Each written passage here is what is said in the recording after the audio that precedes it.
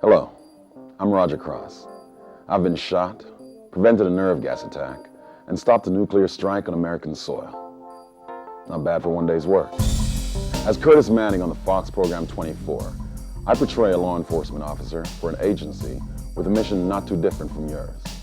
One of those agencies, the FBI, is reaching out to you, its partners, to work together to help protect the United States and its citizens. Since the horrific acts of September 11, 2001, the men and the women of the FBI have fundamentally transformed the organization with the goal of predicting and preventing another terrorist attack. They have reinforced their counterterrorism operations, expanded intelligence capabilities, modernized business practices and technology, and improved coordination with you, its federal, state, local, and tribal partners. The threats have changed. To respond, we need to ask, where should investigation be focused? Which countries or groups pose the greatest threat? Which U.S. government agencies and private industries are at risk? And what military and defense industries are potential targets for terrorist attacks or for infiltration by foreign spies? To answer these questions, we need more than the resources of the FBI. Bob Fromey, a retired North Carolina sheriff's deputy, observed something out of the ordinary while working off duty in a tobacco company outlet store. Bob became suspicious when he witnessed a group of men carrying Walmart bags filled with cash. Acting on his instincts, he returned and watched a scene that kept repeating as one individual would purchase 299 cartons of cigarettes at a time, while another individual would pay for the purchase. Operation Smokescreen came about thanks to the instincts of a law enforcement officer from a small town, and eventually led to the discovery of a terror cell connection to Hezbollah and the convictions of 20 individuals who were part of that cell.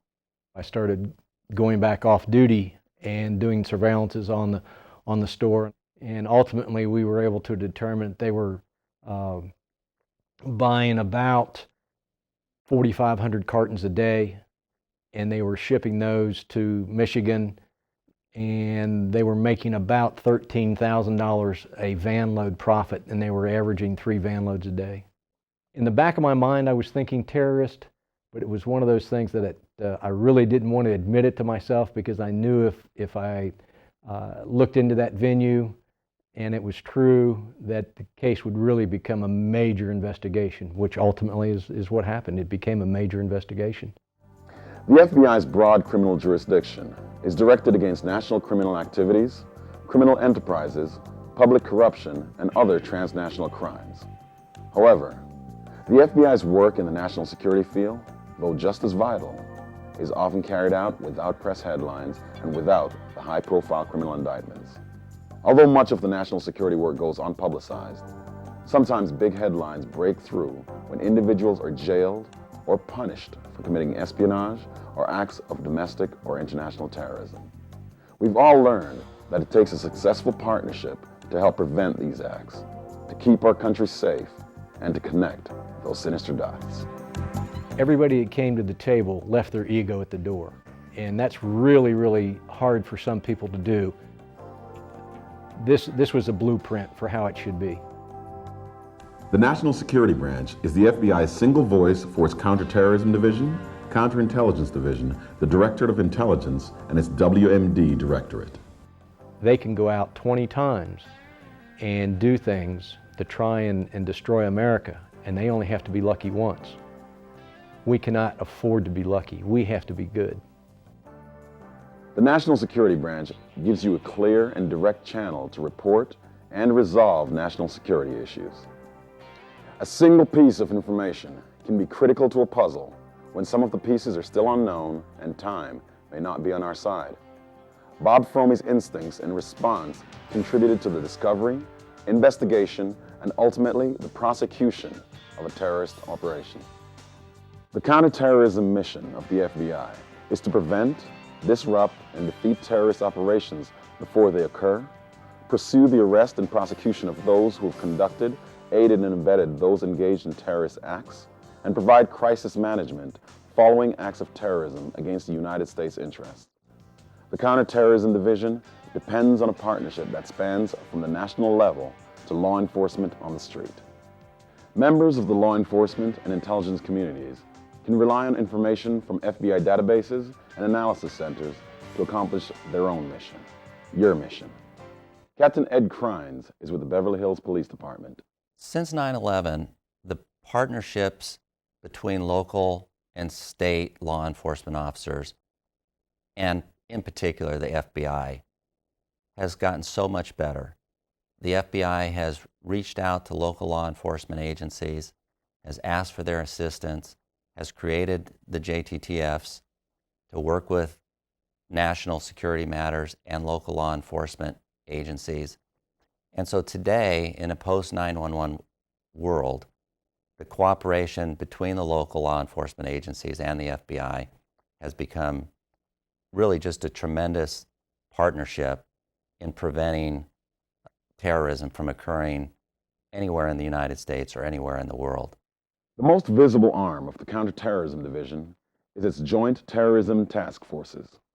Throughout the United States, members of the JTTFs represent not only state and local agencies, but a variety of federal intelligence and law enforcement organizations ranging from the Department of Defense to the Department of Homeland Security to the Department of Energy. Together in a single location, JTTF members and the many resources they bring can resolve the challenging terrorism threats we face today. Todd Pooler is a former Lexington, Kentucky police officer. Today, he's an FBI supervisory special agent. The local and state law enforcement officers are the backbone to the Joint Terrorism Task Forces. They provide a strategic partnership with the FBI to help us enhance our intelligence base and coordinate our terrorist investigations. Working side by side with the Counterterrorism Division is the Counterintelligence Division. Counterintelligence squads in each FBI field office conduct both criminal and intelligence investigations. Often, people think that foreign spies are only in Washington, D.C. or in big cities with consulates or embassies. Not true. Spies are everywhere in the United States, looking for the easiest way to gather information about our military, scientific, or corporate research and development, and political information that can be used against the United States and its interests. In all counterintelligence investigations, the FBI's objective is to identify foreign intelligence officers and operations and disrupt their operations. The Counterintelligence Division reaches out to the business, educational, and scientific communities because they are at the forefront of research and development, which makes them attractive targets for foreign intelligence services. Barry Babler is a former Milwaukee police officer and longtime FBI special agent. I want a police officer to notify us, for instance, if they would happen to see a diplomatic license plate in an area that it might not ought to be in. I would like a police officer to call us if they come across foreign language material, perhaps, as part of a search of a suspect. And they have to be our eyes and ears, just as we would try to be theirs in some other law enforcement situation. There are other potential targets called critical national assets. Among these are nuclear power plants, national laboratories, hospitals, airlines, dams, bridges, water treatment plants, and military facilities. Jim Severson is the Director of Criminal Investigation in South Dakota.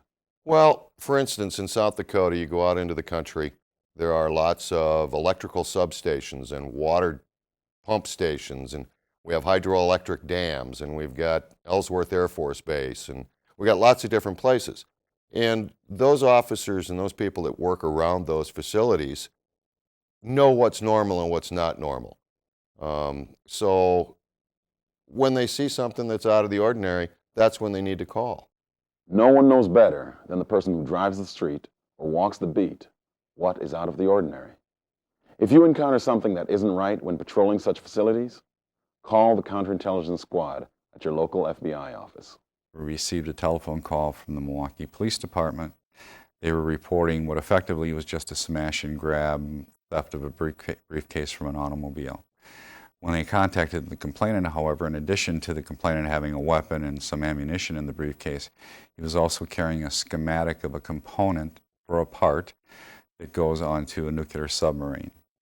The police department realized that this might be an issue we would have an interest in, and they called us, and we were able then to begin immediately running it down. The third component of the National Security Branch is the Directorate of Intelligence, our dedicated national intelligence workforce. Anya Kendall is an intelligence analyst in the FBI's Washington field office. Pretty much every day we have call-ins. People call into the FBI for the most random stuff you could possibly think of, and you know, bomb threats, people thinking their neighbor is a little weird, that kind of thing. And it takes the partnership between the FBI agents, the federal task force officers, as well as our state, local, and tribal officers on the team to use everybody's resources to find out whether or not the person that they called in about is actually a threat and is actually somebody we should be worried about. All of our interaction with all of our local, state, and tribal authorities are on our team. They work with us in all our cases, and we help them as well with all their stuff that they have to do dealing with terrorism in their own departments. The mission of the Directorate of Intelligence is to integrate intelligence into criminal and national security investigations. Becca Miller is an intelligence analyst in the FBI's Springfield, Illinois field office. The information that we get from state and local and other federal agencies flows to us through a number of ways.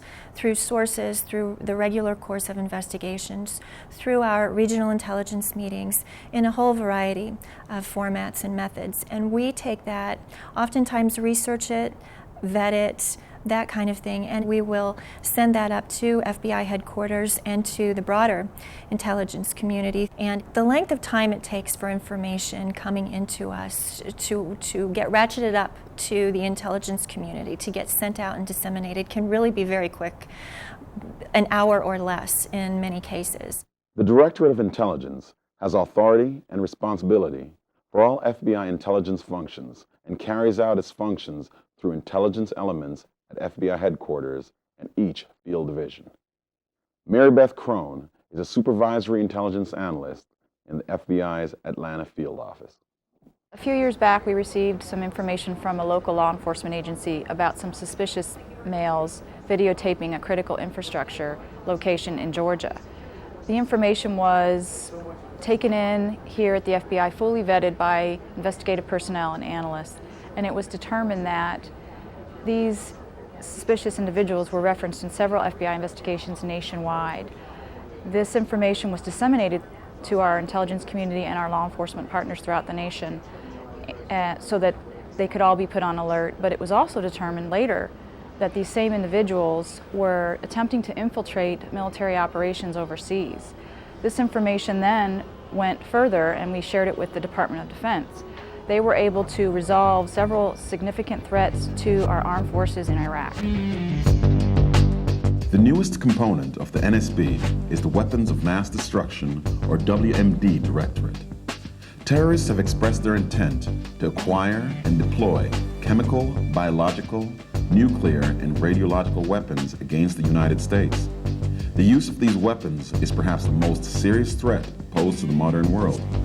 The WMD Directorate works closely with our interagency partners in the prevention, interdiction, and disruption of the acquisition and possible deployment of weapons of mass destruction. FBI Supervisory Special Agent Marilyn Quinn is an expert on WMD counterproliferation issues. Our job is to keep the troops and allies from having to face stolen American technology. It's up to all of us in law enforcement and intelligence to work together, stop the proliferation of weapons of mass destruction. The National Security Branch consolidates the FBI's intelligence, counterterrorism, counterintelligence, and WMD missions into a single national security mission. From gangsters in the 1930s to intelligence threats during the Cold War era, from organized crime in the 1970s to drug trafficking in the 1980s, the FBI responds to the changing world, its new adversaries, and threats.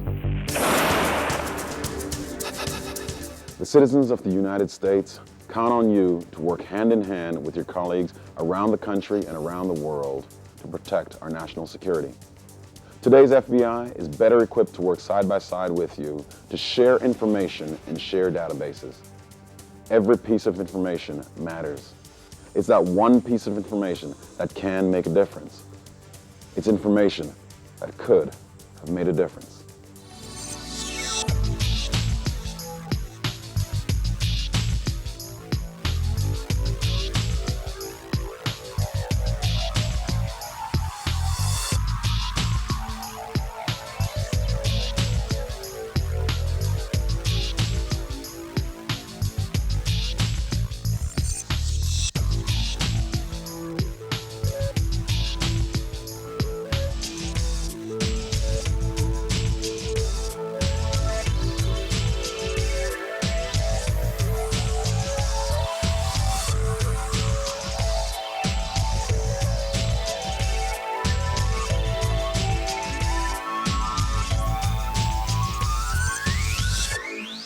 Ken Nackey is a police officer in Baltimore, Maryland. His brother, Louis Joseph Nackey II, Joey, was aboard United Flight 93 on September 11th, 2001. What comes to my mind is, how do we prevent this from happening again? You know what I mean? And the way that happens is we have to be better listeners. You know, we're good listeners already. We just have to be better. We have to keep our eyes open. You know, when someone calls you and say, hey, this guy's weird or he's acting suspicious, don't play it off. Maybe just take that extra few seconds or minutes it's going to take out of your day to say, well, maybe she's right. I think maybe it might be valuable if you really look at how information sharing happened on Flight 93 and how there were 40 individuals who, in a period of 30 minutes, turned into one team. And that is now our building block for the future, because that just goes to show you that 40 different agencies can come together, share information, and become one arm, so to speak. What I would say to a police officer today to take the extra moment. We all know who our bad people are. We all know who are people who have a lot of information and they're willing to give it. It's our job now to take the time to talk to these people, to gain the information. And once you get the information, don't be afraid to share it, because it's not doing us any good when we don't share information. Because if we don't share information, there's going to be another September 11th. You know, and trust me, you don't want to go through that, because it could be one of your family members, like it was my brother on September 11th. And one of the things I always try to tell the young guys on my shift, go home safe. Make sure you go home to your family every night. If that means you have to talk to someone you really don't want to talk to or give it the time that it needs, do it, because maybe that's going to help someone else to go home to their loved ones. No Hollywood script could capture the essence of what you do every day. As actors, we do it for entertainment value. You, as law enforcement professionals, do it to save lives and protect our way of life. In the blink of an eye, everything can change. As law enforcement professionals, you see it every day. The world saw it on September 11, 2001. And it's up to you, working together, to ensure no one will witness a day like that ever again.